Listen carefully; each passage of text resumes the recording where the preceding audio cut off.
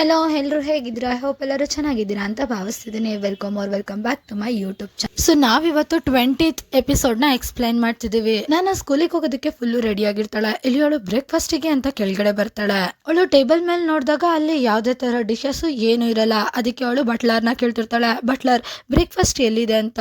ಅದಕ್ಕೆ Buttler ಹೇಳ್ತಿರ್ತಾನೆ, sorry miss, ನನಗೆ ಕ್ಷಮಿಸ್ಬಿಡಿ, ಮೇಡ್ ಮತ್ತೆ ಶೆಫ್ಗಳಿಗೆಲ್ಲ ಇವತ್ತು ರಜಾ ಕೊಟ್ಟಿದ್ದಾರೆ. ನನ್ನ ಫುಲ್ಲು ಶಾಕಲ್ಲಿ ಇಷ್ಟು ಸಡನ್ ಆಗ ಯಾಕೆ ಎಲ್ಲರೂ ಬ್ರೇಕ್ಫಾಸ್ಟ್ ನ ಸ್ಕಿಪ್ ಮಾಡ್ತಿದಾರಾ ಅಂತ ಕೇಳ್ತಿರ್ತಾಳೆ. ಅದಕ್ಕೆ ಬಟ್ಲರ್ ಹೇಳ್ತಿರ್ತಾನೆ, ಮ್ಯಾಮ್ ಸರ್ ಮತ್ತೆ ಮೇಡಮ್ ಯಂಗ್ ಮಾಸ್ಟರ್ಸ್ ಎಲ್ಲರೂ ಜಿಯಾನ ನೋಡೋದಕ್ಕೆ ಅಂತ ಹಾಸ್ಪಿಟಲ್ಗೆ ಹೋಗಿದ್ದಾರೆ. ನಾನು ಬೇಜಾರಲ್ಲಿ ಸೀರಿಯಸ್ಲಿ ನನ್ಗೆ ಈಗ ಹಸ್ಕೊಂಡಿರ್ಬೇಕಾ? ಬಟ್ಲರ್ ನಗ್ತಾ ಹೇಳ್ತಿರ್ತಾನೆ, ಹಾರ್ದಿಕ್ ಸರ್ ಹೇಳಿದ್ದಾರೆ ಇದರಿಂದ ನಿಮ್ಗೆ ಬುದ್ಧಿ ಕಲಿಸ್ಬೋದು ಅಂತ.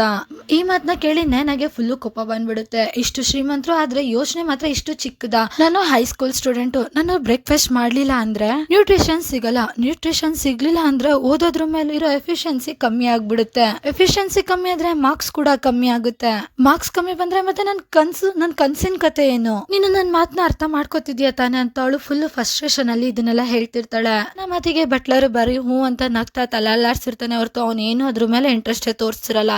ಇಲ್ಲಿ ನೇನ ಹೇಳ್ತಿರ್ತಾಳೆ, ನಿನಗೆ ಅರ್ಥ ಆಗಲ್ಲ ಬಿಡು, ನಿಜವಾಗ್ಲೂ ನಿನ್ಗೆ ನಾನು ಹೇಳಿದ್ದು ಅರ್ಥ ಆಯ್ತಾ ಅಂತ. ಅದಕ್ಕೆ ಅವನು ಹೂ ಅಂತ ತಲೆ ಅಲ್ಲಾಡ್ಸ್ತಿರ್ತಾನೆ.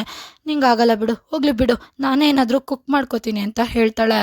ನಾನ ಮತ್ ಕೇಳಿ ಬಟ್ಲರು ಅಲ್ಲಿಂದ ಹೊರಟೋಗ್ತಾನೆ. ಆಗ ನೇನ ಕಿಚನ್ಗೆ ಹೋಗ್ತಾಳೆ. ಫ್ರಿಡ್ಜ್ ತೆಗೆದು ನೋಡಿದ್ರೆ ಅದ್ರಲ್ಲೂ ಕೂಡ ಏನೂ ಇರಲ್ಲ. ಅವಳು ಇನ್ನು ಮುಂದಕ್ಕೆ ಹೋಗಿ ಗ್ಯಾಸ್ ಮೇಲೆ ಇಟ್ಟಿರೋ ಅಂತ ರೈಸ್ ಓವನ್ ಇರುತ್ತಲ್ಲ ಅದನ್ನ ತೆಗೆದು ನೋಡ್ತಾಳೆ. ಅದರಲ್ಲಿ ಒಂದೇ ಒಂದು ಕಾಳು ರೈಸು ಇರಲ್ಲ. ಏನಾದರೂ ಬೇರೆ ಮಾಡಿದಾರ ಅಂತ ಎಲ್ಲ ಪಾತ್ರೆನೂ ತೆಗೆದು ನೋಡ್ತಾಳೆ. ಅದರಲ್ಲೂ ಕೂಡ ಅವಳಿಗೆ ಏನೂ ಸಿಗಲ್ಲ.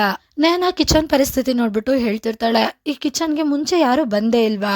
ನೋಡೋಕ್ ಮಾತ್ರ ಇದು ಇಷ್ಟು ದೊಡ್ಡ ಫ್ಯಾಮಿಲಿ, ಆದ್ರೆ ಬೇಸಿಕ್ ಥಿಂಗ್ಸ್ಗಳನ್ನೂ ಕೂಡ ಕಿಚನ್ ಅಲ್ಲಿ ಇಟ್ಟಿಲ್ಲ ಇವರು, ಎಷ್ಟು ಚೀಪ್ ಇವರು. ಈ ತರ ಹೇಳ್ಕೊಂಡು ನೇನ ಬುಕ್ ಎತ್ಕೊಂಡು ಓದ್ಕೊಂಡು ಆಚೆ ಗೇಟ್ ಹತ್ರ ನಿಂತಿರ್ತಾಳೆ. ನೇನ ಅವಳ ಮನ್ಸಲ್ಲಿ ಅವಳೆ ಮಾತಾಡ್ಕೊತಿರ್ತಾಳೆ, ಇವತ್ತು ಊಟ ಇಲ್ಲ ಅಂದ್ರೆ ಏನಾಯ್ತು, ಇವತ್ತು ನಾನು ಉಪವಾಸ ಮಾಡ್ತೀನಿ, ಅದರಿಂದ ಇನ್ನೂ ಮೋಟಿವೇಶನ್ ಸಿಗುತ್ತೆ ಓದೋದಿಕ್ಕೆ. ನೇನ ಇಷ್ಟು ಹೇಳಿದ್ಮೇಲೆ ಓದ್ಬೇಕು ಅಂತ ಓದ್ತಿರ್ತಾಳೆ. ಆಗ ಮತ್ತೆ ರಿಕ್ಕಿ ಬರ್ತಾನೆ, ಏನು ಇವತ್ತು ಯಾರು ನಿನ್ನ ಪಿಕ್ ಮಾಡಕ್ಕೆ ಬಂದಿಲ್ವಾ? ಸರಿ ಬಾ ಕುತ್ಕೋ ಅಂತ ಹೇಳ್ತಿರ್ತಾನೆ.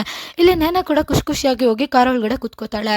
ನೇನ ಕಾರ್ ಒಳಗಡೆ ಕುತ್ಕೊಂಡಿದ ತಕ್ಷಣ ಸೀಟ್ ಬೆಲ್ಟ್ ಹಾಕೋತಿರ್ತಾಳೆ. ಆಗ ಅವಳು ಹೇಳ್ತಾಳೆ, ಇಷ್ಟು ಯಮ್ಮಿ ಸ್ಮೆಲ್ ಅಂತ.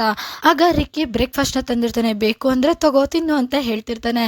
ಇಲ್ಲಿ ನೇನ, ಅಯ್ಯೋ ಇದೆಲ್ಲ ಬೇಡವಾಗಿತ್ತು ಆದ್ರೆ ಎಷ್ಟು ಟೇಸ್ಟಿಯಾಗಿದೆ ಅಂತ ಬಾಕ್ಸ್ ನ ಈಸ್ಕೊತಿರ್ತಾಳೆ. ಇದನ್ನೆಲ್ಲ ನೋಡಿ ರಿಕ್ಕಿಗೆ ನಗು ಬಂದ್ಬಿಡುತ್ತೆ. ಇಲ್ಲಿ ನೇನ ತಿಂತಾ ಇರ್ತಾಳೆ, ವಾವ್ ಇದೆಷ್ಟು ಟೇಸ್ಟಿ ಆಗಿದೆ ಅಂತ ಹೇಳ್ತಿರ್ತಾಳೆ. ರಿಕ್ಕಿ ಕೂಡ ಹೇಳ್ತಿರ್ತಾನೆ, ನಿನ್ಗೆ ಇಷ್ಟ ಆದ್ರೆ ಎಲ್ಲ ನೀನೆ ತಿನ್ಕೋ, ಅದು ಅಲ್ದಲೆ ನನ್ಗೆ ಹೊಟ್ಟೆ ಹಶ್ವಾಗ್ತಿಲ್ಲ. ನೇನ ತಿಂತ ಹೇಳ್ತಿರ್ತಾಳೆ, ನಿನಗೆ ಗೊತ್ತಾ ನಂಗೆ ಯಾಕೆ ಇಷ್ಟೊಂದು ಹೊಟ್ಟೆ ಹಶ್ವಾಗ್ತಿದೆ ಅಂತ? ದೀಕ್ಷಿತ್ ಫ್ಯಾಮಿಲಿ ಇದೆಯಲ್ಲ ಅದು ನಿಜವಾಗ್ಲೂ ತುಂಬಾ ವರ್ಸ್ಟ್.